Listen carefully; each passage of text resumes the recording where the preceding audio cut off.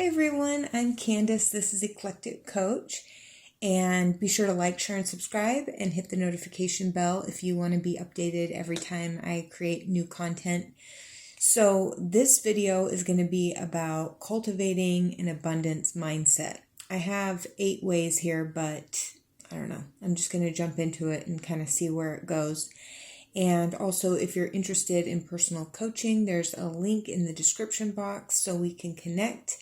And I specialize in personality typology coaching, so we can create approaches and systems that really fit with how your brain processes information and your personality and work from there. It's a more fun and effective way to reach your goals and love the process. So, cultivating an abundance mindset. You're going to hear this in every video, so I'll just make it the first thing is practicing gratitude. Gratitude is a practice. Optimism, we have different set points in our brains. Some people are naturally more optimistic than others, and sometimes this comes really easily to some people, and it's a little bit more challenging, and it's more of a muscle that some people have to work. So practicing gratitude is really helpful. I have a gratitude notebook. I'm looking at it right now. It's in a whole box thing full of books. So that just shows me that I need to pull it out and start using it myself. And in fact, when I make these videos, part of why I'm making them, I'm noticing, is it's something that I'm needing to work on that week or that day. So yeah, I gotta get out my gratitude journal and start thinking about all the little things that I'm grateful for, like 5 unique things a day. And then that way you program your mind to start looking for those things. But also there's a technique that I've been doing lately. It's from The Art of Allowing by Esther and Jerry Hicks, where they have all these processes. So they have the first book, part 1, which explains why shifting your focus and increasing your vibration improves the law of attraction and why it works. And then they have in the second part, and you can just go on YouTube and find it, they have all these different processes to help you raise your vibrational set point and start allowing in the good things that you're trying to allow in. And what they say is that there's a natural stream of well-being that's always flowing to you, and your job is to remove the blocks of that natural flow that's coming into your life. So check that out if you feel called to it. But they have this exercise that is the first exercise that they offer, and it's instead of gratitude, because they say that gratitude kind of holds the energy of what you don't want, like, oh, I'm so grateful that this is over, or I'm so grateful about this, and you can remember a time when that wasn't the case, so it still kind of holds that old energy. This is called The Art of Appreciation, and it's where you look around in your immediate environment for things to appreciate, and it's how to maintain your vibration, but it's also how to increase your vibration from right where you are. So, like, for example, I love that these oracle cards, the art on them is so consistent with the angels. I love the angels, and I love that the message was so clear. I love the lighting in this room. It's very cozy and warm, and it makes me happy and it helps me feel good.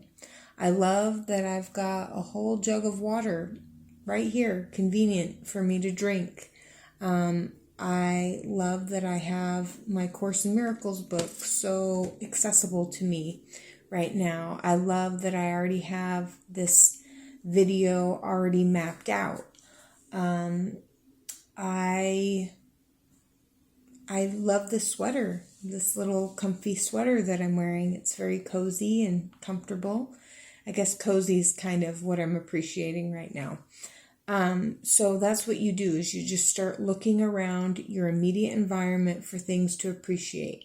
And if you're having trouble focusing, saying it out loud will really help you dial that in and keep your focus there. Because sometimes when we start doing it just in our minds, we have a tendency to allow our thoughts to wander, and we don't really create the shift. And what you're going for is a palpable shift, a visceral shift in your body that lets you know that you are improving your vibration and allowing in even better and better feeling thoughts. And they like to say that the better it gets, the better it gets. So that can really help you. Another thing is to focus on opportunities instead of obstacles. So train your mind to start seeing the possibilities in the challenges. So reframing it, like maybe if you didn't get a job that you were hoping to get, maybe there's a better one on the way, maybe it wouldn't have worked out and there's just something better for me. Or there's still lots of other jobs that you can look for and that you can get. Or if, let's say, you're trying to reach out to a friend and you're not able to get a hold of them, well, maybe you'll catch them when they're in a better mood. Look at all these other people that I can connect with on Meetup or on Facebook or on some YouTube community. Looking for, when you're met with some sort of obstacle, not letting yourself getting bogged down by that and feeling defeated, but then say, okay, this didn't work out in this little section of it. Where are 5 other places that I can go look and find opportunities? So when you get those, notifications in your email box that they've decided to go with another candidate or whatever. Okay, well, maybe I could check out this new job board. Maybe I could try it this way. And I think it's helpful to just write out 5 other places where you're going to find other opportunities and not focus on the obstacle that's happening. You can acknowledge it, be like, oh, that sucks. All right, well, maybe it doesn't suck. Maybe just something better would happen. And as you do this over and over, it will just become automatic that you're just like, all right, that wasn't meant to be. There's something else.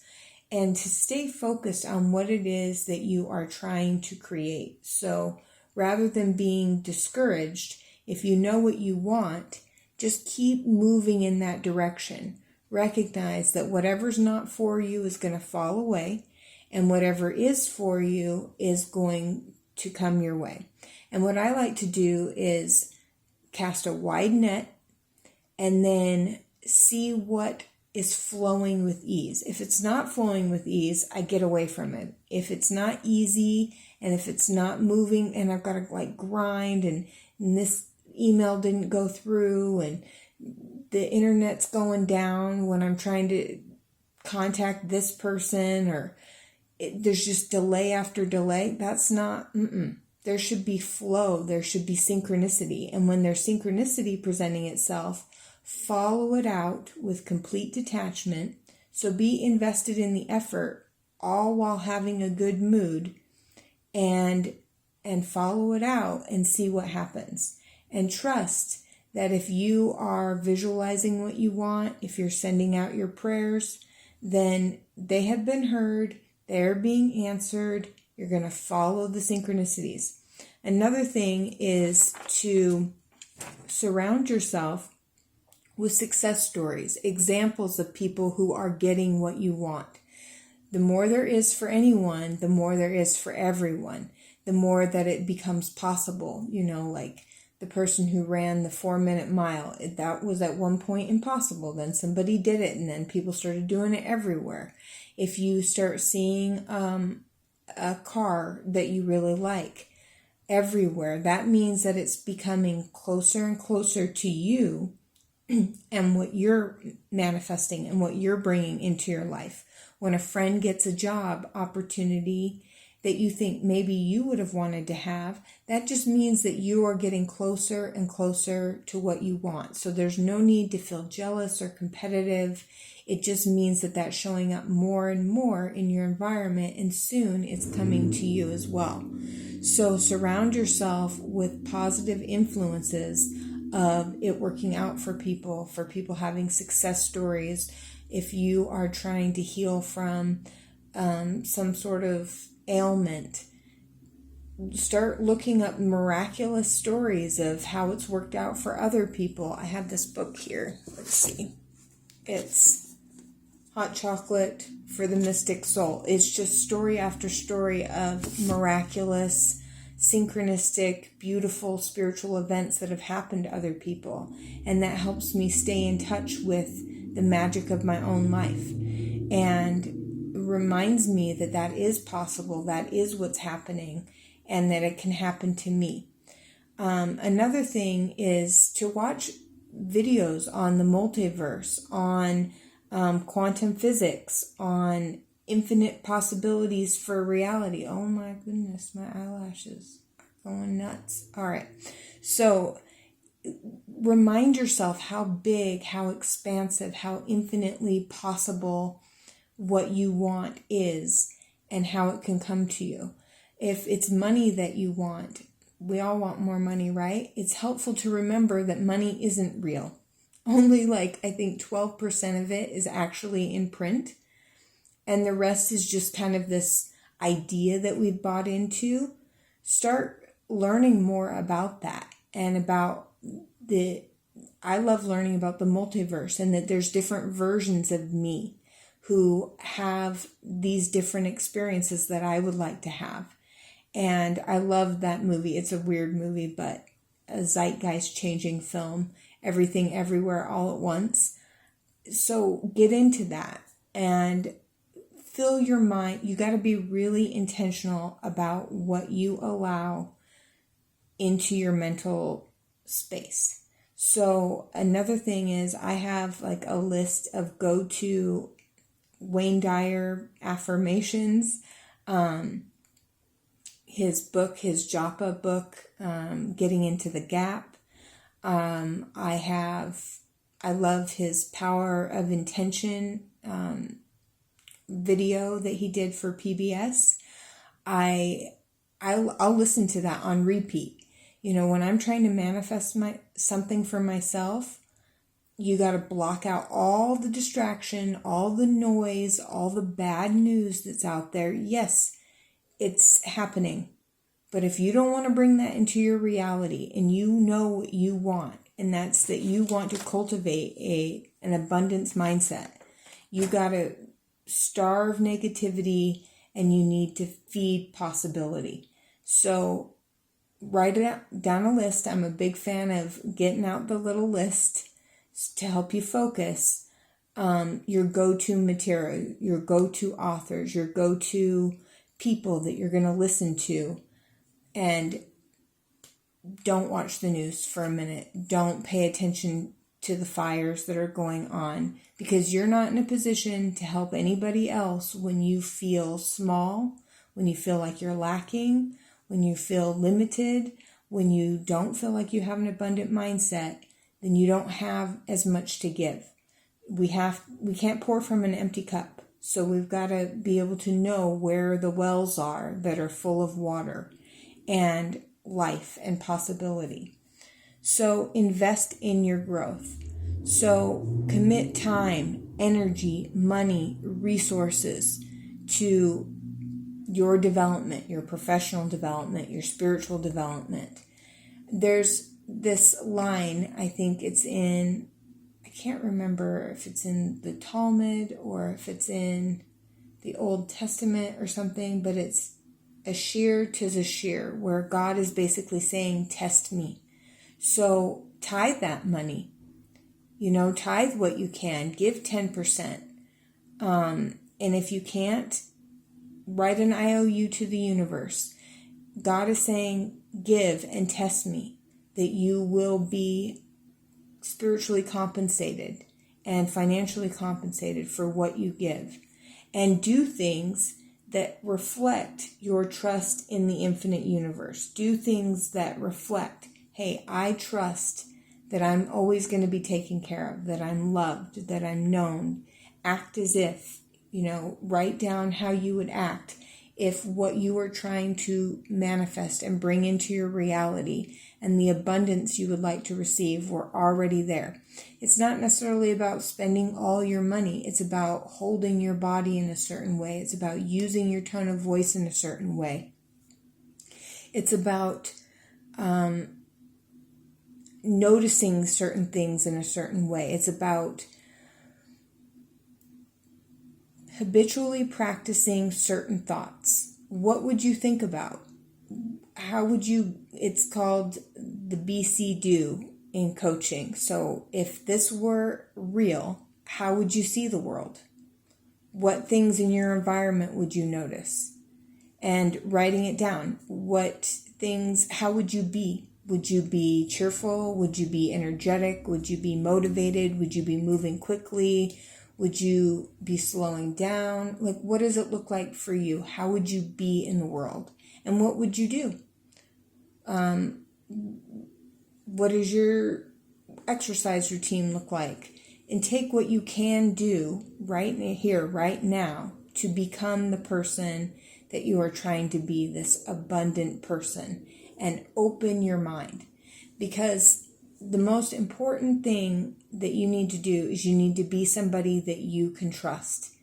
When we follow through on what's important to us and our commitments, we build trust in ourselves, we build trust in the universe, we develop this sort of dance, this relationship with the universe. So,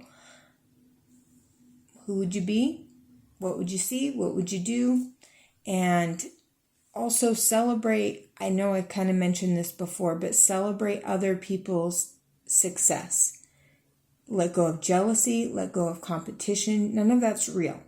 You have a highly individualized curriculum for your life, and you can't really compare what's going on with you with anybody else, because really you're on your own journey. You're running your own race. And celebrate their achievements, knowing that there's enough success for everybody. And wow, is this eyelash still? I don't know what it's doing, but it feels weird. But be happy for other people, because when you start seeing them succeed and you're genuinely happy for them, you are creating that possibility for yourself. It's saying that it's possible, and we are the sum total of the 5 people we spend time around. So if you're around people who are making moves in the world and succeeding and doing well, that's naturally going to positively influence you. So be somebody that positively influences others and that is also happy for other people and excited. Share freely. So give of your time, give of your talents, give of your resources without fear of running out. Remember, you live in an infinite universe.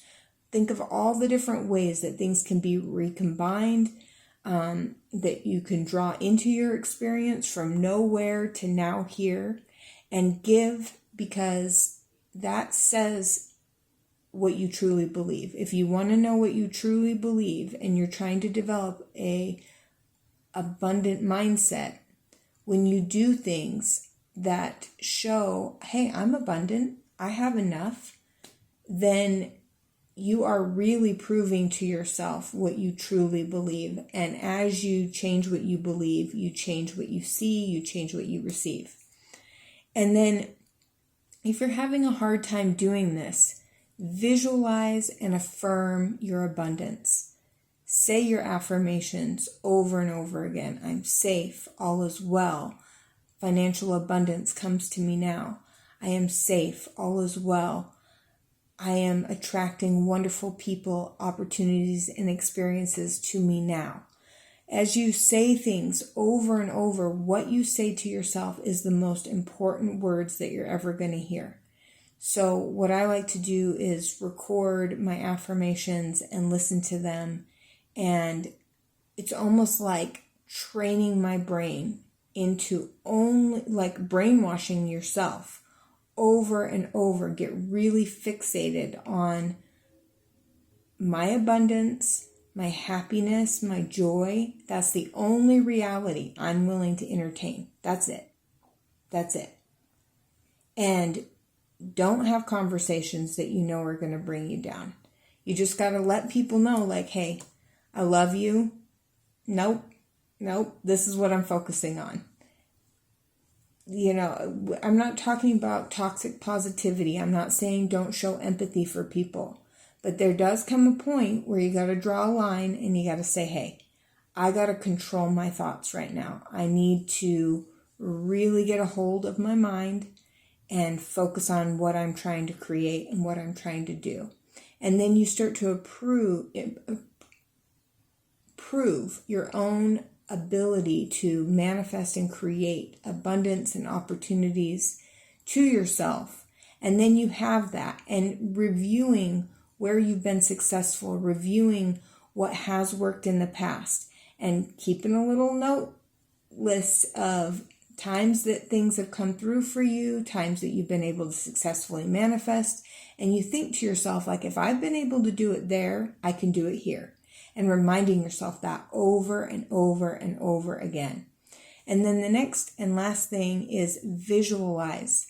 So write down, what does it look like? What does it feel like? What does it smell like? What are the tactile sensations of it? And really get crystal clear on what it is that you would like to create and crystallize that vision using all 5 of your senses, and imagine the feeling tone of it.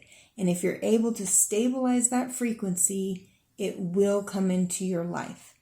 And I love what Abraham Hicks says about it. It's not magic, it's law.